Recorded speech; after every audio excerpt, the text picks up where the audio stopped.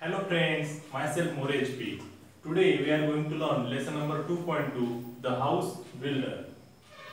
Friends, I have divided this lesson in two parts, and in first part we had discussed on chit chat, and now in this second part I will explain this lesson.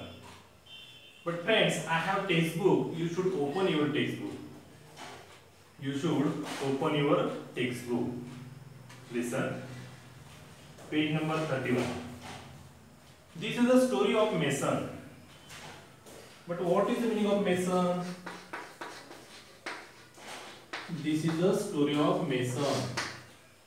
इथं अर्थ दिलेला आहे. Mason म्हणजे one who builds with stone, bricks, cement etcetera. म्हणजे अशी व्यक्ती की जी दगड, विटा व सिमेंटच्या सहाय्याने बांधकाम करते, अर्थात त्याला आपण गवंडी म्हणतो.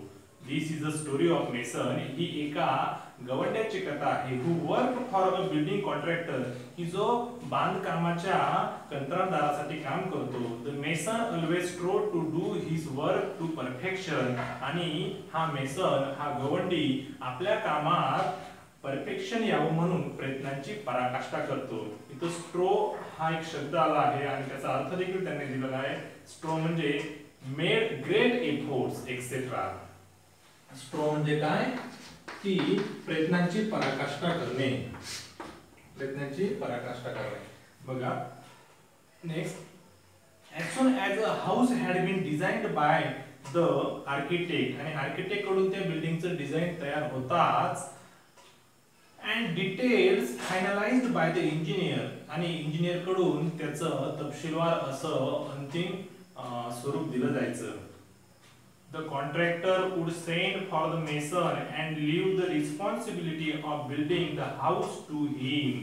आणि मग एकदा की तो त्या घराचा आराखडा तयार झाला की तो कॉन्ट्रॅक्टर त्या मेसन कडे तो आराखडा पाठवायचा आणि त्याच्यावरती ते घर बांधण्याची जबाबदारी, रिस्पॉन्सिबिलिटी त्याच्यावर सोपवायचा. The mason would then, without wasting any time, start his work. आणि मग तो मेसन जराही आपला वेळ न वाया घालवता त्या बांधकामाला सुरुवात करायचा. He would take great interest in his work of building. आणि तो त्याच्या घर बांधण्याच्या कामात खूप इंटरेस्ट घ्यायचा, खूप त्याला रस असायचा. And do it with full dedication. इथं डेडिकेशनचा अर्थ दिलेला आहे committed to task or purpose. Dedication म्हणजे निष्ठेने. डेडिकेशन बघा. and do it with full dedication. आणि तो ते बांधकाम करायचा ते अतिशय निष्ठेने करायचा. he made sure that he used the best construction material of high quality. आणि तो जे बांधकाम करी त्या बांधकामासाठी वापरलेलं साहित्य हे उच्च प्रतीचं म्हणजे हाय क्वालिटीचं आहे की नाही याची देखील तो खात्री करायचा.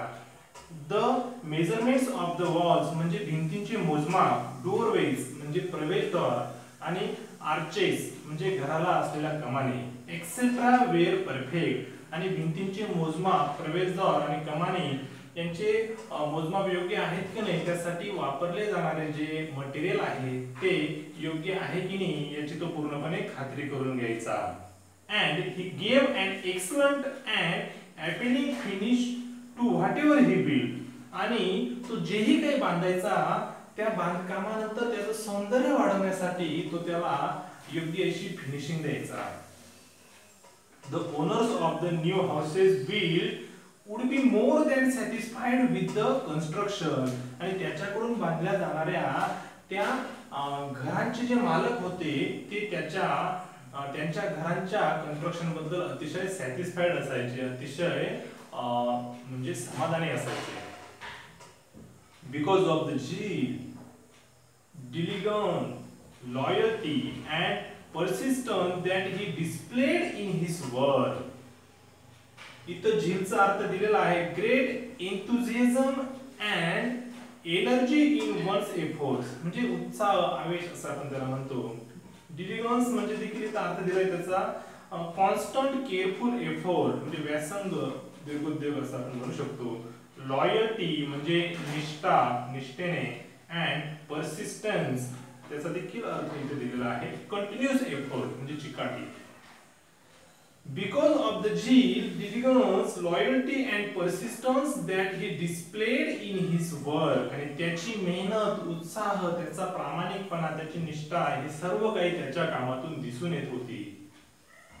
The mason was in great demand, आणि त्यामुळेच त्या गवंड्याला, त्या मेसनला खूप मागणी होती. And fetch good business to his contractor, आणि त्यामुळे त्याच्या कॉन्ट्रॅक्टरला भरपूर अशी कामही मिळायची. सबसिक्वेंटली त्यानंतर the contractor recompense the mason handsomely with a very good salary, आणि इतकं चांगलं काम करून त्याची परतफेड म्हणून तो कॉन्ट्रॅक्टर त्या मेसनला एक चांगला असा आकर्षक असा सॅलरी द्यायचा. इथं एक शब्द आलेला आहे रिकम्पेन्स्ड. रिकम्पेन्सचा अर्थ देखील त्यांनी इथं साइडला दिलेला आहे. मनी गिवन फॉर वर्क डन म्हणजे कामानंतर परतफेड म्हणून दिलेला जो पैसा असतो तोच. पुढे बघा. He could meet the needs of his family sufficiently without any scarcity. Scarcity म्हणजे तुटवडा. बघा. He could meet the needs of his family sufficiently without any scarcity. त्यामुळे त्याला दिल्या जाणाऱ्या आकर्षक पगारामुळे तो त्याच्या कुटुंबाच्या सर्व गरजा भागवत असे, कोणतीही उणीव न भासता, कोणताही तुटवडा न जाणवता.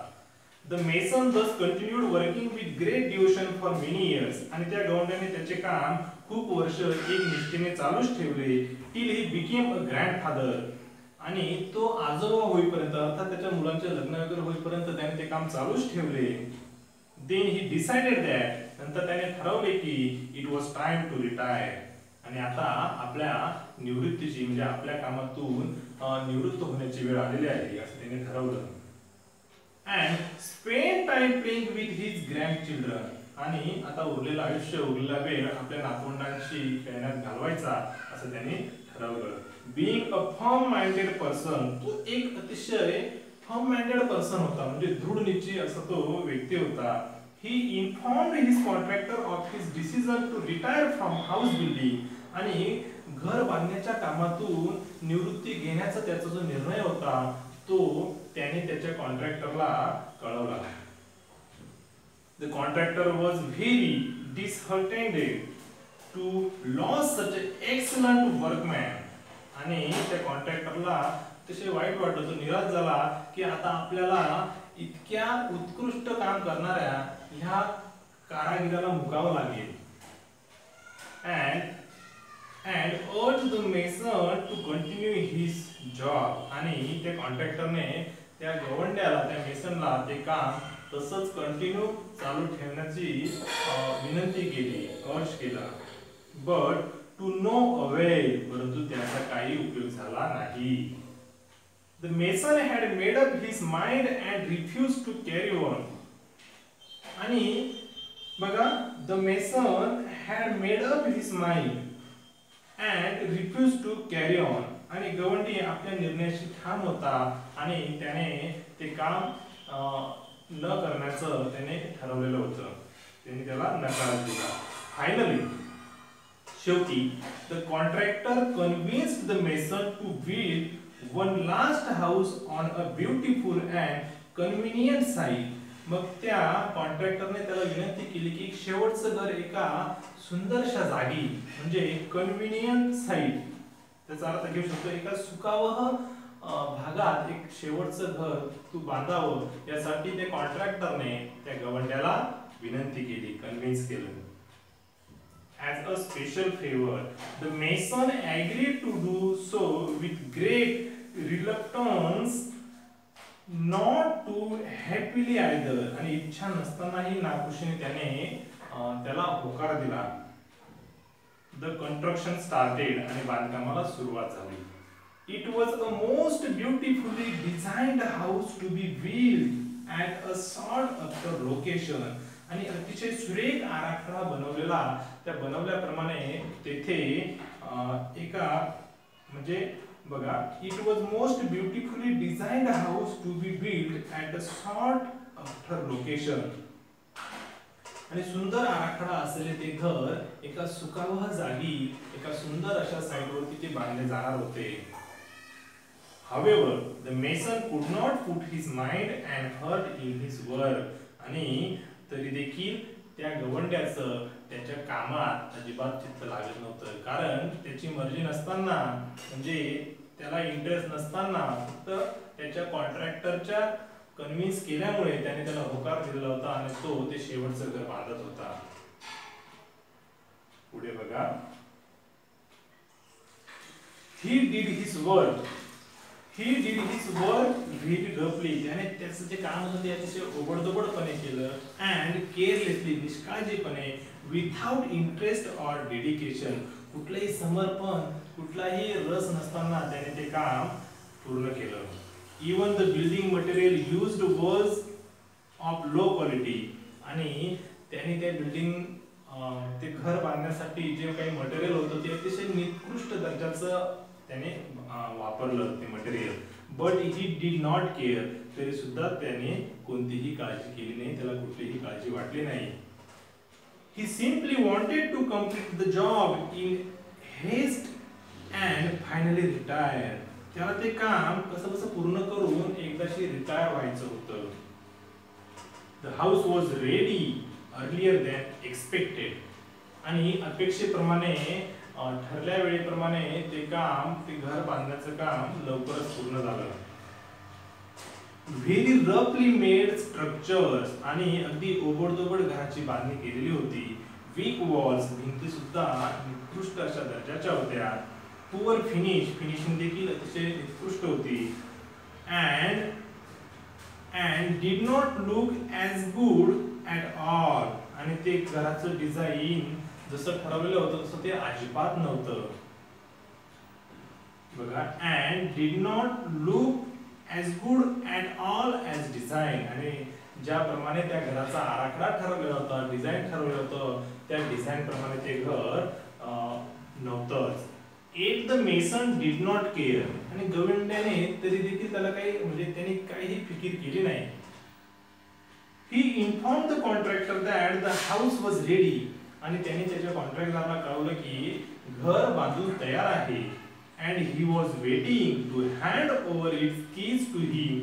आणि की तो आता त्या कॉन्ट्रॅक्टरची वाट बघत होता की त्याला त्या घराच्या ज्या चाव्या होत्या, ज्या कीज होत्या, त्या कॉन्ट्रॅक्टरकडे हस्तांतरित करायच्या होत्या. The contractor arrived at the site. आणि एकदाची तो कॉन्ट्रॅक्टर त्याच्या साइटवरती आला जिथे ते घर बांधलं गेलं होतं. He had a file of legal document in his hand.